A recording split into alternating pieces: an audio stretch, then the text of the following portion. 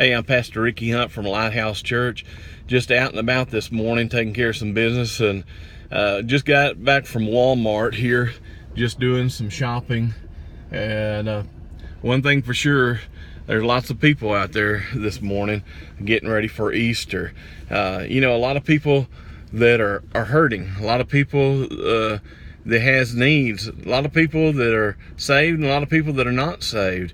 And I think about this, I think about our city in DeKalb in New Boston. It's filled with people. In a scripture I've been meditating a little bit on here lately is in Joshua 6:16. It says, "Shout, for the Lord hath given you the city."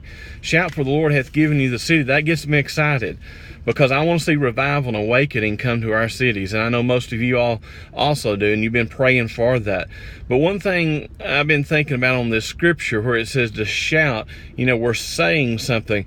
And sometimes I hear people talk about the city in a negative way. Sometimes they're talking about, well, this city, kind of describe it as a podunk town, describing it, and there's not nothing going on in this city, in our community. Talk about the schools, that they're not that great. Talk about, there's not any jobs, and that there's not much employment. And a lot of times you hear people talking about the jobs that they have. So it's all negative. And one thing I've learned over the years is if you're talking negative about something, you're talking negative about somebody, you're talking about your president in a negative way. It's harder to pray for those people. You don't think about as much about praying for those people. And revival and awakening comes because we're standing in the gap for our communities. We're praying for our communities. So I encourage you, instead of talking negative and only focusing on the negative things of your community, to begin to see that, the community can change. You may not like what you see in your communities, but you need to start talking in a positive way.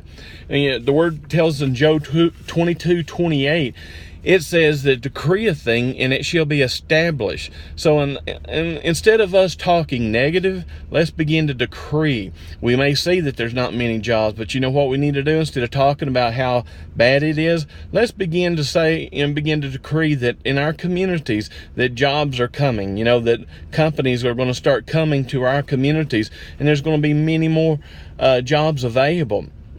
Instead of looking at our towns are small and there's not much to do, let's decree that our towns are beginning to grow, that there's things opening up.